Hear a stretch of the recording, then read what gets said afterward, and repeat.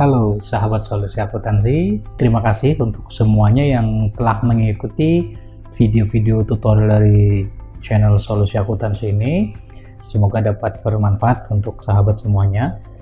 Pada kesempatan kali ini, saya akan membahas mengenai cara pembuatan database baru di program Easy Accounting System ya. Tapi sebelumnya, jangan lupa kalian semua untuk like, share, dan subscribe channel dari Solusi Akuntansi ini agar dapat lebih semangat lagi dalam membuat video-video tutorial mengenai penggunaan dalam software accounting atau software akuntansi. Nah, jadi ini bentuk tampilan awal dari software Easy Accounting, kurang lebihnya seperti ini ya. Jadi ada 6 menu di awal. Pertama ada membuat database baru, lalu ada membuat database lama, lalu membuka database contoh, dan ada diagnosa database, mengembalikan database, dan yang terakhir adalah keluar aplikasi atau tutup ya. Jadi pada kesempatan kali ini saya akan membahas mengenai cara membuat database baru di Easy Accounting System. Jadi kita menggunakan menu yang di awal ini ya. Nah, selanjutnya kita tentukan lokasi database yang akan kita simpan ya. Jadi misalkan saya akan simpan database-nya di sini. Database test misalnya ya. Oke, langsung saja saya save. Ini saya langsung saya simpan. Ya. Nanti sistem akan memproses pembuatan database baru. Kita tunggu prosesnya sampai 100% ya. Jadi sistem sedang berjalan seperti ini.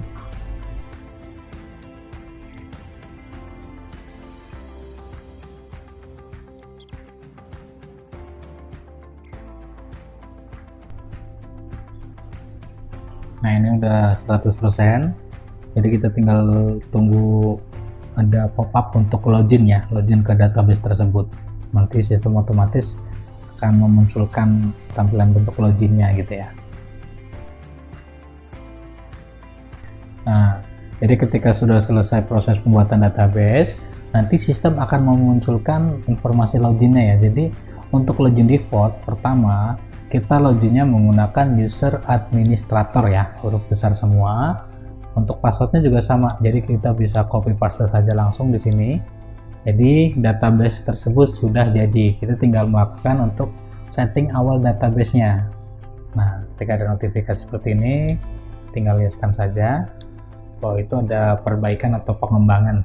Selanjutnya di sini baru kita masukkan informasi nama perusahaannya ya. Jadi misalkan PT Indonesia Jaya misalnya, alamatnya Jakarta. Ini tinggal diisi detailnya. Nah, di sini ada tanggal mulai. Tanggal mulai itu berarti tanggal dimulainya menggunakan sistem. Jadi misalkan sekarang sudah 2022 nih di bulan ketiga.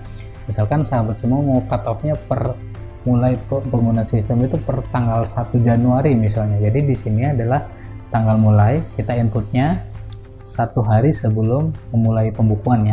Jadi di sini kita isinya adalah tanggal 31 Desember 2021 seperti itu. Jadi kalau misal di tanggal 1 bulan Februari berarti nanti isinya tanggal 31 Januari seperti itu.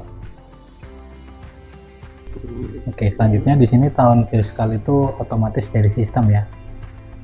Lalu di sini ada periode berjalan itu bulan sekarang ya. Lalu di sini juga ada settingan ya untuk peringatan jika sebelum atau error jika sebelum. Jadi fungsinya ini adalah untuk log transaksi ya. Jadi misalkan kita sudah bulan ketiga nih, ternyata ada transaksi di bulan 2 atau bulan 1 yang bermasalah atau perlu direvisi.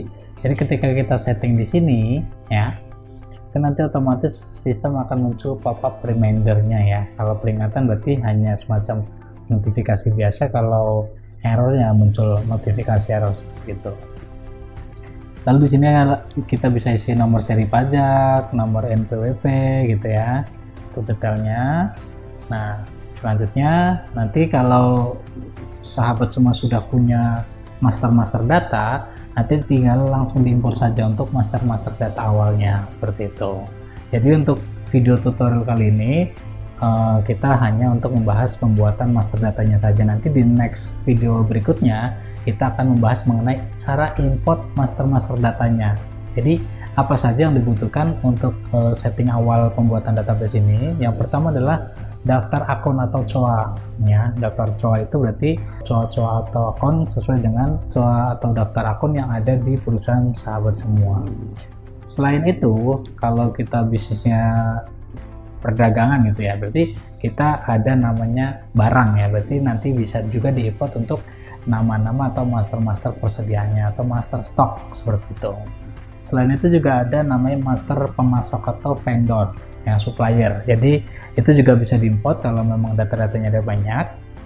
Yang terakhir adalah data-data pelanggan atau customer, jadi kalau ada data-data customer yang sudah bisa ratusan nanti bisa disimpan di Excel, selanjutnya bisa diimport. Nah, untuk pembahasan 4 master data ini saya akan bahas di next video tutorial ya. Oke, kalau sudah kita bisa langsung simpan. Oke, nah di sini nanti akan diarahkan ke settingan preferensi ya. Settingan preferensi ini berarti pengaturan-pengaturannya, kayak kita mengaktifkan fitur-fitur yang ada di sini, terus mau setting untuk daftar-daftar COA-nya itu nanti ada di pengaturan atau di settingan preferensinya ya. Oke, kita tutup dulu. Oke, nah jadi database-nya ini sudah jadi ya. Kita bisa lihat tadi lokasi database-nya. Nah, di sini ada database test. Oke, sekarang kita akan mencontohkan login-nya ya. Ketika login, memilih database-nya. Nah, jadi ketika kita akan login membuka database yang tadi kita buat ya. Kalau tadi kan kita memilih membuat database baru, jadi kita akan membuat database baru. Jadi kalau kita sudah memiliki database, kita bukanya melalui membuka database lama ya. Kalau database-nya ada di komputer sendiri atau komputer yang langsung kita input saat ini, itu kita bisa langsung cari lokasi database-nya ya. Tapi kalau ternyata kita akan narik database yang ada di server misalnya, tapi yang kita ketik di sini adalah lokasi directory database-nya ada di mana. Ya, jadi misalkan di terus folder database, terus garis miring database-nya gitu. Seperti ini contohnya. Ya. Lalu kita inputkan di sini untuk IP-nya atau nama komputer servernya. Nah, pastikan antara komputer Sahabat Semua dengan komputer server itu sudah terhubung ya koneksi jaringannya. Jadi kita bisa langsung saja tarik di database-nya di komputer servernya ya. Jadi kalau loginnya untuk klien, kita bisa aktifkan untuk kliennya atau untuk server seperti itu ya. Ini opsional ya. Oke. Nah, nanti otomatis langsung masuk ke menu login seperti ini ya. Untuk loginnya sendiri itu nanti masih bisa diotak-atik ya, sesuai dengan preferensi. Mungkin Sahabat Semua bisa lihat di video sebelumnya ya, karena saya sudah membuatkan contoh setting user otoritas. Nah, ini sudah masuk ya, jadi sudah masuk ke dalam tampilan dari program dan database-nya sudah jadi ya. Itu kurang lebih cara pembuatan database baru di software isi accounting system ya. Mungkin cukup simpel dan mudah ya untuk cara pembuatan database ini. Jadi nanti untuk next video saya akan melanjutkan settingan awal ya untuk database yang barusan kita buat tadi. Terima kasih semuanya, nantikan video tutorial dari saya. Terima kasih dan sehat selalu.